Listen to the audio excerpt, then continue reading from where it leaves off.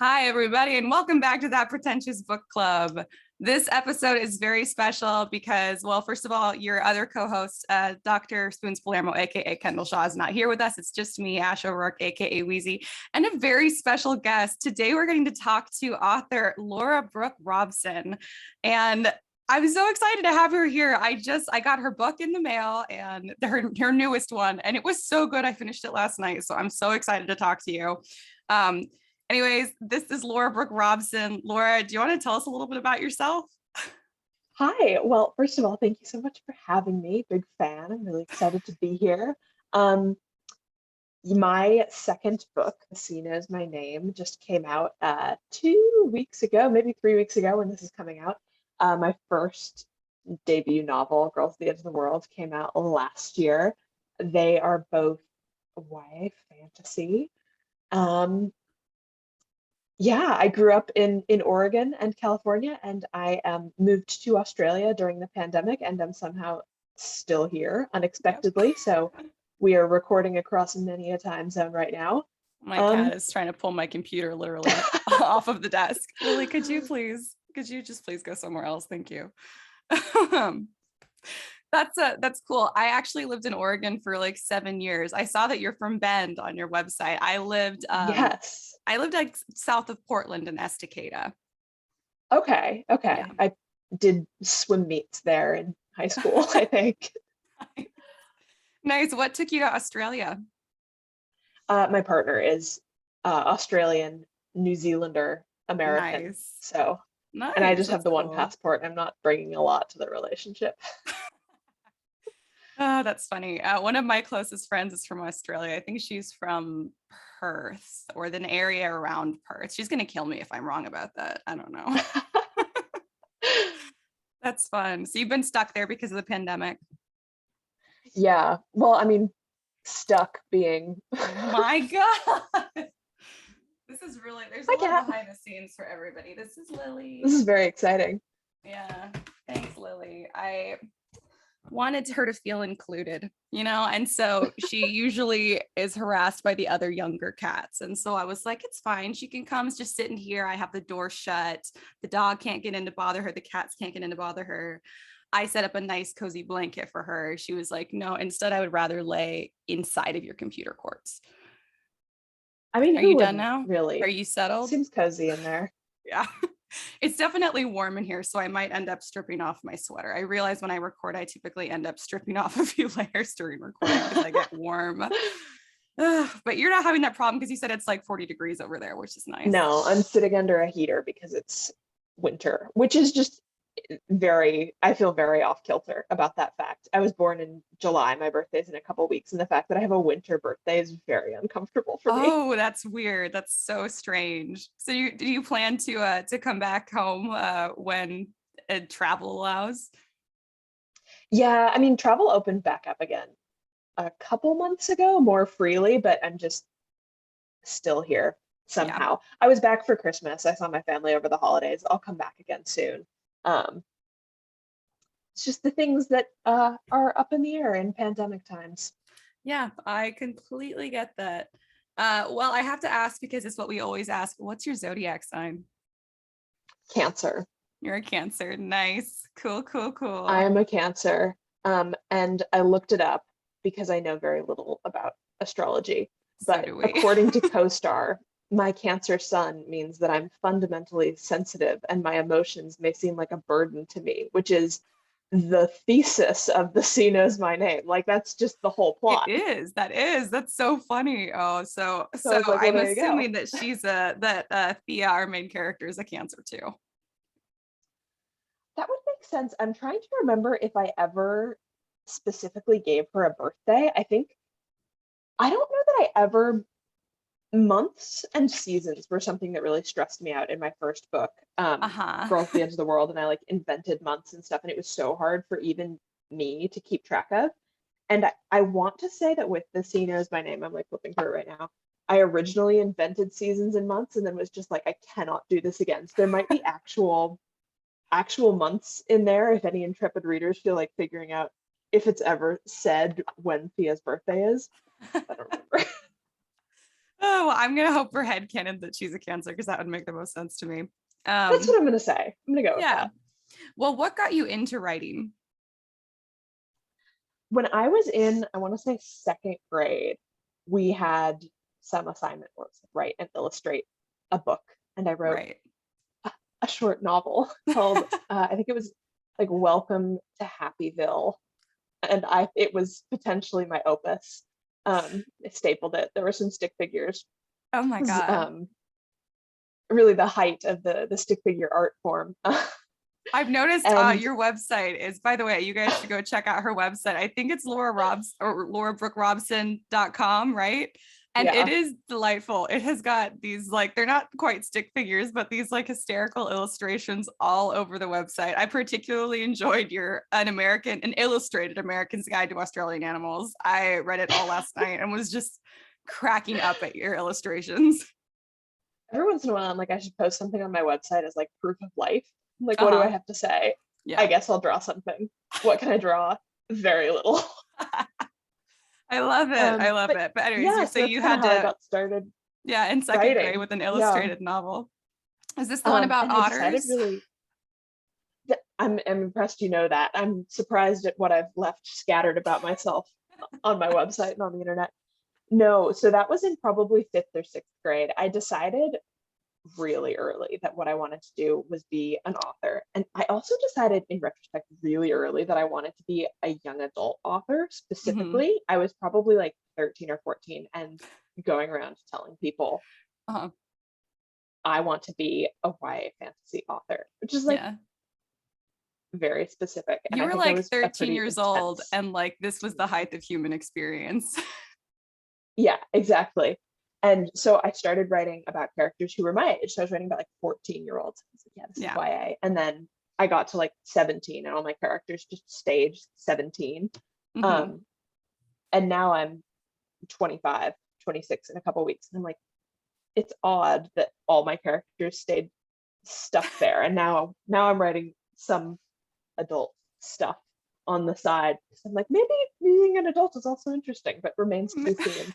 Maybe adults Um, bring something to the world. It's not as exciting as 17-year-olds. My writing has stayed mostly the same too. It's mostly all 17-year-olds. It's intimidating to step into the world of adult fiction, just like it's intimidating to be an adult.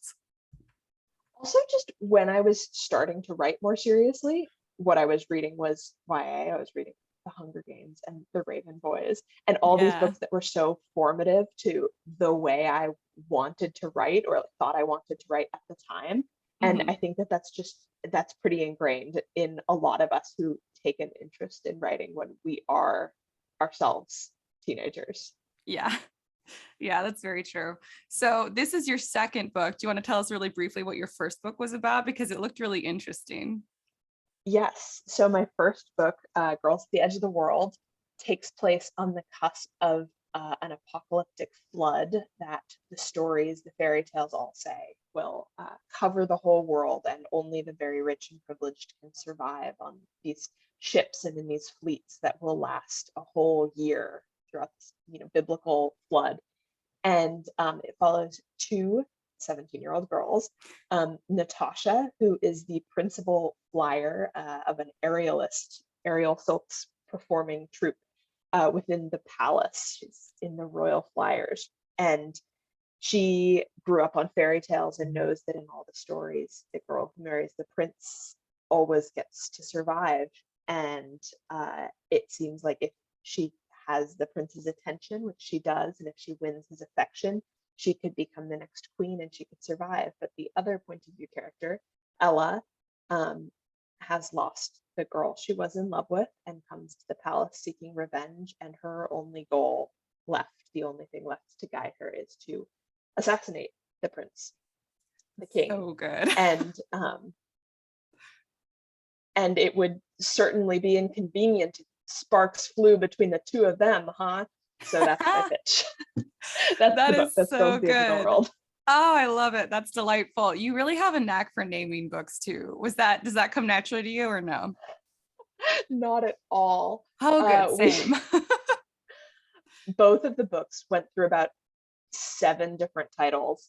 Hmm. Um, most of the different Word documents, like for the C Knows My Name, I think it was originally called something horrible, like Thieves of Gold and Thunder, which doesn't make any, there's no thunder in the book, there is no gold, and they're pirates, but they're not really thieves. It looked like it was spat out of like a YA title generator. Glad that That's wasn't the title. hysterical. For a while, I think it was called like A Handful of Sea, which doesn't make sense grammatically or thematically. Honestly, it's I'm better glad than we most of landed on my the book C Knows My Name. titles. I'm glad you did too, because it's so good, but you would never know that the titles don't come naturally to you because they're both so good. So do you want to tell us a little bit about The C Knows My Name, or do you want to just read the back cover? How do you want to pitch it? Yeah. Okay, I'll pitch this. So 17-year-old Thea Fowler, again 17, was named after the goddess of rationality and cleverness, and she cannot live up to her name. She cannot live up to this cutthroat goddess her mother named her after. And her mother, Clementine, is a ruthless, self-made pirate and the epitome of the strong female heroine archetype, who Thea would desperately like to become, but just feels like she's always falling short. So when Thea falls for a boy who wants to rescue her from her mother and her circumstances, she runs away with him. But the boy isn't who Thea thought he was. And soon Thea is on the run again, alone, grappling with trauma and wondering if there is more than one way to be strong. So good. I finished reading the book last night, so I'm like, It's so good. You guys, this book was amazing. Guys, go read this book. It's excellent. It's an excellent concept. The characters were wonderful. The world is so vivid and believable, and like, it's interesting because it's fantasy, and so it's, a world that's not really ours, and there's stuff that's not really stuff that we're familiar with, but all of the human experiences and relational experiences are so familiar. Like, you so nailed that.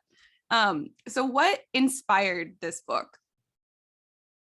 Two things. One, as I mentioned, Clementine, the mother character, is very much this in quotes strong female heroine, which is something I think about a lot, because when I was 17-year-old Laura, aspiring writer, I really wanted to be that character I was reading about in books. And I very much thought of strong as physically strong, and not getting bogged down with emotions, and could sip whiskey and just like silence a room with a glare because I was that tough and cool, one of the boys. Yeah. And that was also like who all my main characters were, who I was writing. Mm-hmm. And I think when I set out to write the very first draft I never finished of this book, when I had this idea I wanted to write about pirates, that was very much who Thea was. She was like really tough and really badass. As I was writing this, I was like, first of all, she has no character growth because she's like fully formed. Yeah. And second of all, this is not who I was when I was 17, and it is not who I am now. And so I really wanted to spend time with a character who was very aware of that trope and wanted to be that person, but couldn't get there. And why did she so want to be that person? And why had I, as a teenager, so wanted to be that person? So that was kind of where Thea and Clementine's dynamic came from, of like Clementine, who this physically strong, tough person who fights her way to eventually get taken seriously, versus her daughter, who doesn't know why she just like can't measure up, and is naturally gentle and empathetic, but doesn't see any strength in that. So that was where I just wanted to spend time with that, spend time with the strength Yeah. of the female heroine. Yeah, you totally Uh, nailed it too. And I think that that's so difficult. That's definitely something that I struggle with too. Cause I'm like, I pride myself on being a whiskey sipper, like kind of like yeah. think of myself as a badass, but I'm not really. And I forget the fact that you don't have to be a Clementine to be a strong person. And Clementine was such an interesting character because she was sometimes a villain and sometimes a hero, but ultimately, like, she's just a human who wanted to be taken seriously. And she chose this very specific path to go about that. And Thea chose a different one. And so good and so vivid. And their whole relationship, like, you definitely wove that theme like completely just so naturally throughout the whole book. Like, the subtext is so strong and so consistent. I was all about it. Oh, I'm so glad. Um, what about your writing process? I saw on your website you have an extremely detailed bibliography of like books that you reference that you used for research in this book, which is hysterical to me because what I always liked about writing fiction, is that I don't have to do that research all the time. And you were like, I'm going to give an annotated bibliography, like you would have to do for school. Because no one asked you to, you were just like, just in case anyone wants to know. Yeah, no one asked for this. And I'm like, let me tell you all of the things I read. Well, I did it at first for Girls at the Edge of the World, and most of what I listed, it was just like on my bookshop.com or .org Mhm. profile of like, it sort of started as, if you like the vibe of these books, you might like my book, or vice versa. Mhm. Um, but then I also threw some other things in there, like, I'd done some research about floods is relevant to that book. And then I took it a lot more seriously with The Sea Knows My Name, because I just kept getting stuck with these really fundamental questions of, as I was thinking about like that main question, where does my conundrum about what does it mean to be strong come from? It's like, Yeah. honestly, I have no idea. And so I would sit and think with it and try to trace the roots of it, which led me to read a surprising amount of nonfiction for something that is completely set in a fantastical world that I made up. So I ended up reading, her parents, or her family is all scholars, and the world is sort of modeled after maybe an 1870s England, I would say, that's really obsessed with the Greek classical myths and the classical era. And that's sort of what Thea is experiencing too, as she's in this society that really values science but has a fairly sexist and xenophobic view of like what science can prove. And they also really value these myths, but these myths are very old. And what do they say about strength and warfare and women's autonomy and all of those things? Um, and once I kind of got to that setting, I was like, this probably means that I should read some books about the state of science in like the 1870s and the roots of sexism in science. Hence my bibliography. It's excellent. Well, you can definitely tell that you did the work because it feels completely realistic and totally vivid. Like the science, the way like men and women are, treated differently, which is obviously not all that different from how stuff still often goes. But definitely for that time period felt totally accurate. And then like you kind of like did like a spin on some of these classic myths, and your characters were kind of like mirroring them themselves. And it was so good. Like, sometimes when people like make their own myths in books, I'm like, I don't really buy it. I fully bought it. I was like, have I not heard about these myths? Like, what is this? Well, some So of them you are nailed very it. Greek. Like if Yeah. anyone has heard the story of Cassandra, like cursed to tell true prophecies that no one believes, that I just kind of took Yeah. repurposed, but like it's in there. And the goddess Thea, who is hyper rational, and you can't put rational in quotes, meaning basically just not emotional. Yeah.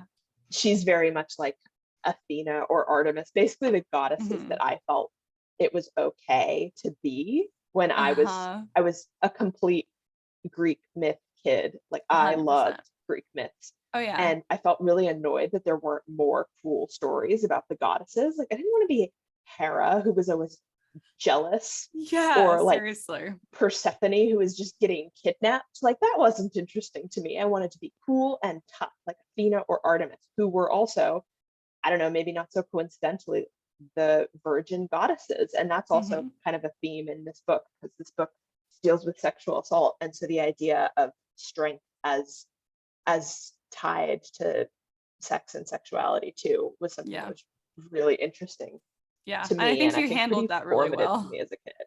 Yeah. You handled it really well in this book too, which can be tricky, especially because it's for a YA audience. But I think the way you did it was perfect. Oh, good. I'm glad. What do you feel is the most challenging part of the writing and or publishing process for this book? Um, for this book, multiple timelines. I would be pretty hard pressed to write another book with multiple timelines and also myths. So there's sort of three timelines, because there's a past tense thread that by the end of the book catches up to where the present tense thread starts at the Yeah. beginning. And then there's also like four, it's in four parts. So it starts with four, the myth of Mm-hmm. sections. And I knew I wanted to tell the story in these alternating past and present timelines, because I knew I wanted it to be a story about memory and trauma, and how our memories and also stories we know shape us. But for a really long time, the past tense section worked and the present tense section did not at all. And so the past tense section stayed the same through a number of different drafts, because I think me and my agent editor all just found like it felt like it was authentic and emotional and sincere. And then the present tense thread would just be like hijinks. They would just be like, okay, now it's time to storm this little island and do something fantastical, because I was like writing fantasy and feeling this Yeah. pressure to do this big climactic scene that did not fit at all with the emotional core of the story. Mm-hmm. And so making the past and present both feel like they were moving at the same pace, and they had a similar emotional and thematic resonance, and that you Mm-hmm. weren't super annoyed when it jumped from one to the other. It was so hard to balance. It took so many tries. Um, and I don't know that I would be willing to embark on something like that again. Well, again, you nailed it. So all the work you put into this definitely shows. How long were you working on this book? Oh, I want to say I wrote the first draft right after I sold Girls at the Edge of the World, which was in July of 2018. Which is kind of surprising looking at the book now, because she's slender. She's not that long. But yeah, so I wrote, I guess, a version of it with a lot of that kind of Mhm. overwrought hijinks, and then put it aside for a while. Was doing edits on Girls at the Edge of the World, which I also rewrote just an ungodly number of times. Um, and then around the time the pandemic started, I went back and completely wrote a new version, finished it, and my agent said, okay, great, send it. And like the day I typed the end, I emailed her and I was like, Nice. I'm gonna start over. Oh my Start from the God. very beginning again. And I did. The next version I sent to her was like 100,000 words long. And this final one is like 60,000. And Uh-huh. essentially none of that version, which at this point was like the third draft, made it into the final. Uh-huh. Um, I think this version is about the sixth like true draft. Um, and I keep thinking about the, what's it called, like the ship of Theseus uh, Uh-huh. paradox philosophy question. It's like, if you replace every part of a ship, is it still the same ship you started with? I'm like, does this count as a different book The one you started with. That's from the funny. one I Yeah. started with? That sounds So, like it. I'm reworking a book that I wrote years ago, and I'm doing like a full rewrite, which I've never done before. And it feels like that completely. Everything is switched around.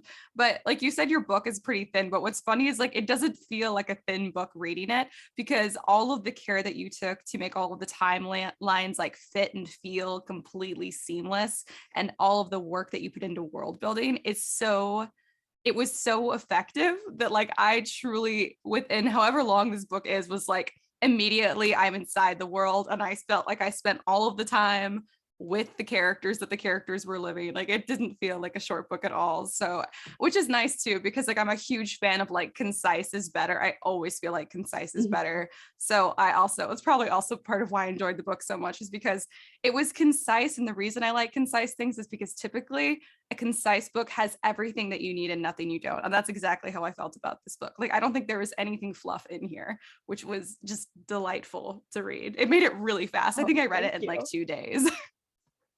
Yeah, I totally agree. I used to really feel a lot of pride in just like the sheer like mass of a Word document. Like I say a Word document, I mean a Scrivener document. And at this point, I'm just like, nope, cut it all out. I want it to be as short as I can get away with. Yeah, as I say that, the book I've been rewriting, I keep going, oh, I'm going to cut out this whole chapter. And then I'll realize I've added in so much more content that my word count is higher than when I started. So that means I'm going to have to go back through again. I hate that this is happening, but that's just how it goes. If you had to pick one favorite line from this book, what would you pick? I spent so long thinking about this. I was reading your questions, and I eventually settled on page 13. No spoilers. The ocean reminds me not of most mothers, but of my own. Because the idea of the sea as feminine was something that I played on sort of throughout the whole book. And as I mentioned earlier, like I swam in high school, I still love swimming. And so the opening scene when Thea is just swimming for like miles through the ocean meant a lot to me, and I was really glad that I got to include something like that, because swimming was always such a like cathartic and empowering thing for me when I was this age, and also now. But also swimming in the ocean continues to terrify me. And I feel like that summarizes how Thea feels about Clementine. 100%. Yeah, that you so nailed it with that line too. And I have like an obsession with the sea. I don't know how much of our pod you've listened to, but like I have a bit of a mermaid obsession and always have. I was not on swim team, so I'm sure you can outswim me any day.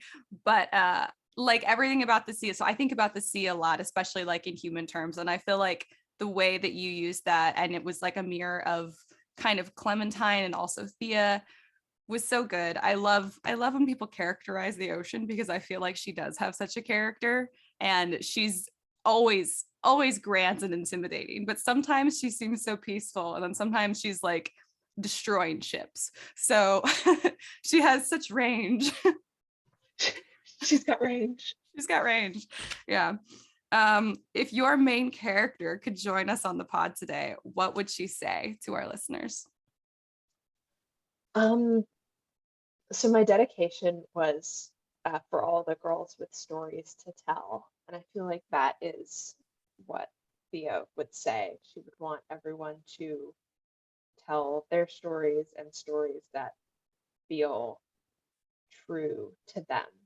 Because with these Greek myths that I had, one of the big themes of the book, I guess, is just the way that these myths and the interpretations we have of them have impacted Thea. And I feel like Thea would want the listeners to think about what stories and myths and legends have impacted them, and to tell their own stories in response. That's great. I love that so much. My whole like thesis for why books and stories are important is just that that's how we learn about the human experience and the experiences of others. And it's what builds us, and it's how we can intentionally shape ourselves into people that make the world better than it was when we arrived. And I love that. I mean, just like everything about your book, it was just like full Ash vibes. But I think that's why so many of us are attracted to reading and writing and telling stories. So I fully agree. I think stories are just like one of the most powerful ways we have to influence in the world around us. And I hate when people are like, oh, it's just cheap entertainment. It's literally not. So yeah, I love that. Well, what are you working on now? I am nothing I can totally talk about yet, but as I said, I'm working on some adult projects, which I'm really excited about. Just expanding a little bit, writing about characters who are a bit closer to my own age. But all of the same vibes. I feel like whatever genre The Sea Knows My Name is kind of my happy place where it's fantastical, but it's mostly just about characters. Yeah. Well, that's exciting. So it's kind of in a fantasy-ish genre. Yeah, yeah. That's nice. There's not enough adult fantasy, so I'm glad someone's taking that on. That's why I still only read YA fiction for the most part, is because it's hard to find really good adult fantasy. It is. It is. Yeah, I feel like I was delayed in my foray into reading adult fiction of any genre, and now I'm finding all these books that people read like 20 years ago. I'm like, wow, have you heard of this? They're like, yep, Yeah, that's me indeed. as well. I do that all the time. Well, how can people follow along with your progress, what you're doing, stay in touch, stay involved with you? Yes, I am on Instagram at Laura Brooke Robson. I am essentially everywhere at Laura Brooke Robson. Um, and they can look at my website, which is also Laura Brooke Robson. And delightful and full of wonderful illustrations. So you guys definitely want to check it out. We'll also share all of your information on our social media, and I'll try and remember to put it in the show notes too, so that you guys can go follow Laura. And you guys should so go get this book, because oh my God, I so enjoyed it. It's also fun because it means that I can be like, ha, Kendall, I read one more book than you this year, which is actually probably not true because she's in graduate school. So she's probably reading a lot more than I am, but I can pretend. Well, is there anything else that you want to say to the listeners about your book? Um, Thank you so much to everyone who picks it up. It is truly such a joy to be able to share Thea's story with everyone, and it means a lot. Yay. Well, thank you so much for joining us today, Laura. I know everyone is going to enjoy this episode, and it's so fun to get to talk to you. And thank you for bringing this book into the world and for telling your stories. Oh, thank you so much for having me. This was so fun. Yeah. Well, we're going to do our sign off line now. I don't know if you want to join me for it. You want me to do it by myself? Oh, I will join you. Okay, cool. So until next episode, listeners, keep your teacups full. Wait, okay. No, you're good. You're good. You're one of the brave ones who wants to try it. I like it. Okay. Teacups full, your pinkies high. up. High. High. High. Teacups full, pinkies high. Pinkies high. And your book club. And your book club. Pretentious. Pretentious. Woo! Okay. Oh, we'll use that. That was excellent.